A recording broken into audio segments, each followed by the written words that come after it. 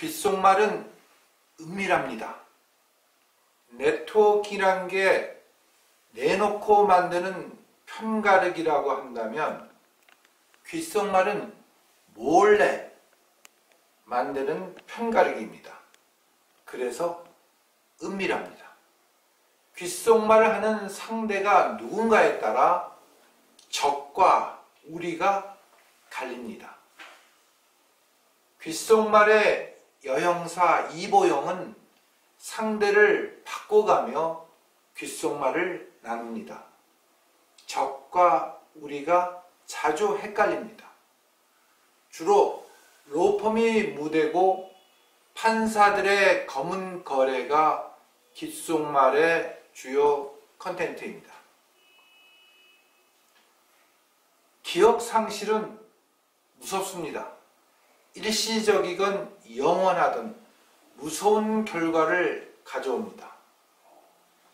피고인의 주인공 지성은 검사가 오히려 살인죄의 피고인으로 몰렸다가 재심까지 가서 무죄로 다시 검사로 복직하여 자신이 피고인이었다가 다시 피의자를 기소하고 피고인에게 유죄를 입증하는 검사로 신분 전환이 이루어졌던 것입니다. 주로 검찰과 형무소가 무대고 피고인과 검사라는 정반대, 아니 적대적 신분의 전환이 기억상실을 매개로 이루어집니다. 기억상실만큼 파격적인 설정이 탈옥입니다. 전직검사 피고인은 기억상실증에서 회복되자 탈핵을 감행합니다. 이때 감옥에 동참한 감방 동료들은 모두 기결수로 이미 대법원까지 재판이 진행되어 형이 확정된 사람, 즉 유죄가 확정된 사람들입니다. 여기에서 참고인, 피의자, 피고인, 미결수, 기결수, 그리고 유치장, 구치소, 교도소, 형무소란 말의 뜻을 구분해 보겠습니다. 우리가 자주 이런 단어를 TV 드라마에서 듣고 생활에서도 듣고 나누지만 실제로 잘 구분이 안 됩니다. 우선 누군가 나를 고소하거나 고발하면 이때 고소는 직접 피해를 입은 사람, 즉 피해자가 수사기관에 수사를 의뢰하는 것이고, 고발은 직접적 피해자는 아닌 제3자가 수사를 의뢰하는 것입니다. 환경 문제 등으로 시민단체들이 종종 하는 것은 고소보다 고발이 대부분입니다. 누군가에 의해 수사가 의뢰되더라도 피고소인이나 피고발인, 즉 고소를 당한 사람이거나 고발을 당한 사람은 아직 참고인 신분에 남아 있습니다. 다시 말해서 수사기관이 사건으로서 정식으로 입건한 상태가 아닙니다. 만약 경찰 등 수사기관이 입건이란 말은 형사사건으로 나중에 법원으로 유무죄를 다투어야겠다고 판단한 이후 조사를 하는 것, 그것이 입건입니다. 입건된다면 나의 신분은 피의자로 변화합니다. 즉 참고인에서 피의자로 변화하게 됩니다. 물론 여전히 유죄인지 무죄인지 검사가 판단해야 합니다. 우리나라에서 아직 경찰은 독자적으로 유무죄를 판단할 수 없습니다. 왜냐하면 수사, 즉 조사는 경찰이 해도 그 판단은 검찰만이 할 수 있기 때문입니다. 이거를 기소 독점주의라고 말합니다. 검사가 유죄라고 판단하면 기소를 합니다. 즉 정식 형사소송이 이루어집니다. 즉 재판이 시작되는 겁니다. 이때까지 나는 무죄입니다. 그러나 피의자에서 피고인의 신분으로 바뀝니다. 만약 내가 도주 등의 위험이 있다고 검찰이 판단하면 검사는 구속을 법원에 신청하고 법원이 구속 여부의 판단을 내립니다. 이때 구치소란 감옥에 갇히게 됩니다. 아직 형이 확정되지 않았기 때문에 미결수입니다. 1심 재판 전에 구속될 수도 있고 1심이나 2심 재판 후에야 미결수의 신분으로 구치소에서 생활할 수도 있습니다. 나중에 대법원에 가서 유죄가 확정되어 감옥 생활하는 경우 기결수의 신분으로 바뀌고 그때는 교도소로 갑니다. 자, 이때까지 무죄 추정의 원칙이 적용됩니다.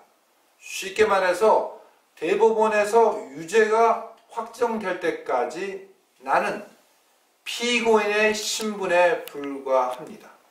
그때까지 제가 무죄라는 이야기입니다.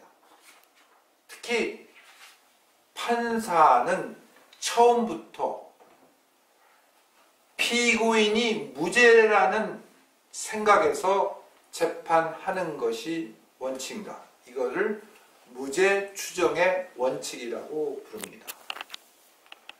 바로 재판의 목적이 판사가 감옥에 얼마나 많은 사람을 가두냐보다 얼마나 죄 없는 억울한 사람들을 풀어주느냐가 목적이기 때문입니다. 형무소는 구치소와 교도소를 합친 개념입니다. 실제로 구치소에 미결수도 많습니다. 또 다른 범죄의 피고인이기 때문입니다. 미결수와 기결수는 그래서 복장이 다릅니다. 그렇게 식별이 이루어집니다.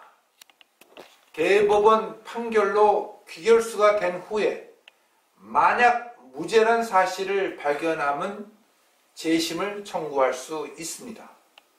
바로 피고인의 지성이 그렇고 귓속말의 이보영의 아버지가 그렇습니다.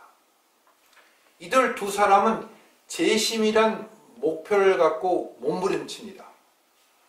피고인의 지성은 탈옥까지, 귓속말의 이보영은 몸까지 바칩니다.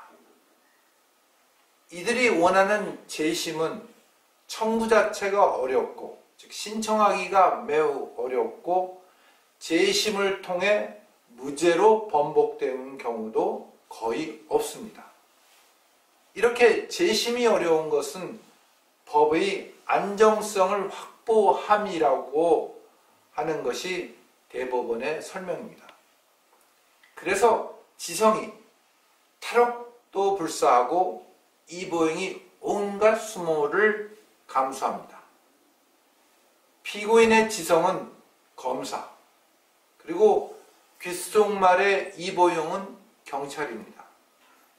모두 수사기관에 속합니다. 그들이 재심에 몸부림친다면 그만큼 대한민국에서 피고인의 유무죄 판단이 신중하게 이루어지지 않다는 이야기입니다. 물론 법원이 그에 대해 최종적으로 책임을 져야 합니다. 그에 못지않게 경찰이나 검찰에게도 책임이 있습니다. 피고인의 지성은 남편, 그리고 귓속말의 이보영은 부인입니다. 이들은 2013년 결혼하여 아이도 있습니다. 그런데 두 사람 모두 결혼 후가 결혼 전보다 떴다는 평가입니다. 피고인과 귓속말이 그 증거가 됩니다. 검사의 기억상실과 형사의 귓속말은 모두 암울한 대한민국 현실을 보여줍니다.